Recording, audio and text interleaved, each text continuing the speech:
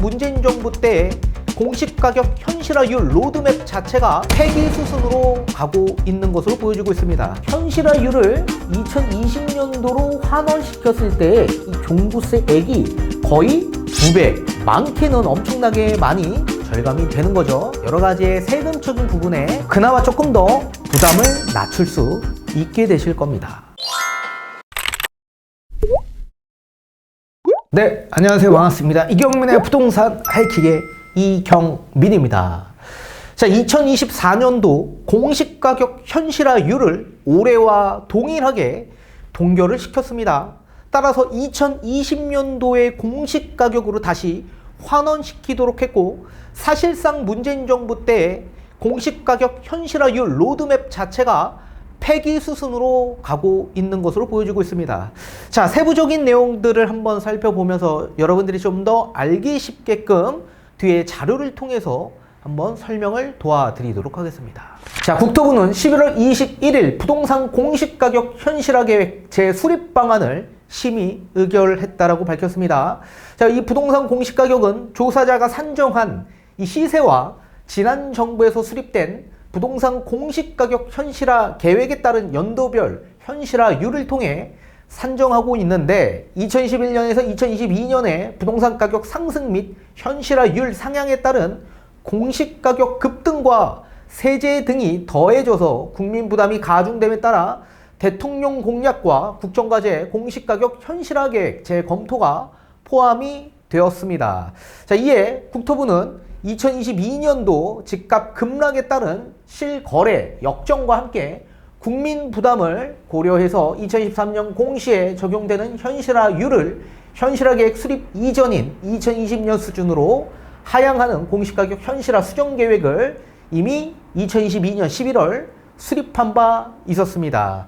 자, 우선 2011년에서 2020년 공시가격의 변동률을 보게 되면 연평균 한 3.02% 정도밖에 상승되지 않았었습니다.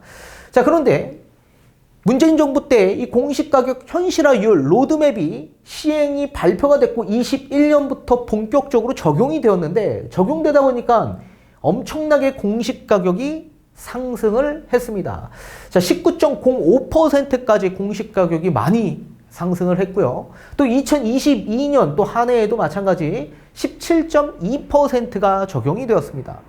자, 2022년도에는 집값이 하락세로 접어들었던 시기였는데, 집값은 하락했지만 공시가격이 굉장히 높게 상승을 했죠. 그 이유는 현실화율도 높아지고 또 2021년도 하반기에 시세로 해서 적용이 되었기 때문에 집값은 하락했지만 공시가격이 워낙 높게 상승돼서 국민들의 부담이 더 크게 가중됐던 시기가 있었습니다. 그래서 이런 것들을 다시 한번 재수립하겠다라는 방침을 내세운 겁니다. 자, 단독주택 같은 경우에도 연평균은 4.39%였는데 21년도에 6.8%, 2022년도에는 7.34%가 상승이 되었습니다. 자, 토지 같은 경우에는 단독주택보다 훨씬 더 높게 상승했죠. 자, 연평균 원래 4.66%가 상승이 됐던 반면에 2021년에는 10.35%, 2022년도에도 10.17%가 상승을 했습니다. 자, 이렇게 공시가격 현실화율로 인해서 세부담도 늘어나고, 반대로 집값이 하락했던 시기에 집값은 하락했지만 공시가격은 집값보다 더 높게 상승된 역전 현상이 많이 발생이 되었기 때문에 이거를 다시 한번 재수립하겠다라는 내용입니다. 아마도 2024년 내년도 하반기에 수립이 될 가능성이 매우 높은데, 제가 봤을 땐 지금 시장에 계속 나오고 있는 얘기들은 2030년도까지 90%로 현실화율을 높이겠다라는 방침이었는데, 요거를 아마도 기간을 좀 더 연장해 줄 가능성이 있습니다. 뭐 2040년도, 그리고 90%를 좀 더 낮춰서 80%까지 이렇게 아마 조율을 할 가능성이 높아 보인다라고 생각을 합니다. 자, 여러분들이 조금 더 알기 쉽게끔 뒤에 자료를 통해서 쉽게 좀 설명을 도와드리도록 하겠습니다. 자, 앞에서 보신 것과 같이 공시가격 현실화율을 동결시키겠다, 이렇게 제가 말씀을 해드렸습니다. 자, 이 내용 자체가 굉장히 좀 어려울 수도 있기 때문에 여러분들이 좀 더 알기 쉽게끔 제가 쉽게 풀어드리도록 하겠습니다. 자, 우선적으로 2020년 요 시기에 문재인 정부가 공시가격 현실화율 로드맵을 발표했습니다. 그 내용에 담긴 대표적인 얘기는 2030년도까지 공시가격 현실화율을 높이겠다라고 얘기를 한 겁니다. 그러면서 2021년부터 적용을 하기 시작했습니다.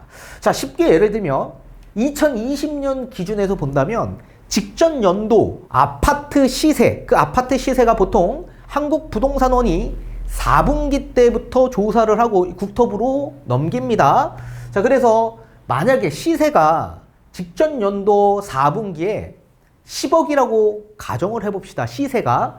자, 그러면 현실화율이 69%가 적용이 됩니다. 그러면 공시가격은 6억 9천으로 적용이 될 수 있겠죠? 자, 그런데 이걸 이제 2030년도까지 90%로 적용을 하겠다라고 발표를 했죠. 자, 그럼 따라서 직전 연도 아파트 시세가 똑같이 10억이라고 가정을 해본다면 현실화율이 90%니까 9억으로 공시가격이 책정이 되는 겁니다. 아니 6억 9천에서 9억으로 상향 조정된 겁니다. 공시가격이. 자, 공시가격이 높아지면 건강보험료, 뭐 재산세, 종부세 여러 가지의 세금적인 부담이 늘어날 수밖에 없겠죠. 그러니까 이런 부작용을 좀 더 축소하기 위한 목적에서 이번 방침이 나오고 2020년도로 다시 환원해서 요 현실화율을 적용시키겠다라고 발표를 한 겁니다. 자, 그렇다면 만약에 2024년도니까 내년에 현실화율은 평균적으로는 75.6%가 적용돼야 정상적이었던 겁니다. 자, 그러면 만약에 직전 연도 시세가 10억이다. 그럼 7억 5,600 정도가 공시가격으로 나올 수가 있겠죠. 근데 이거를 2020년도 로드맵이 실행되기 이전인 20년도로 적용하면 6억 9천으로 공시가격이 낮아지게 되는 겁니다. 이것도 마찬가지 가격 구간별 따라 공시가격 현실화율이 좀 다르게 움직입니다. 자, 9억 미만 같은 경우에는 30년까지 90%로 높이는 방안이었고 9억에서 15억 고가주택의 경우에는 2027년까지 그리고 초고가주택 15억이 넘어가는 주택에서는 2025년까지 90%를 적용하는 방침이었습니다.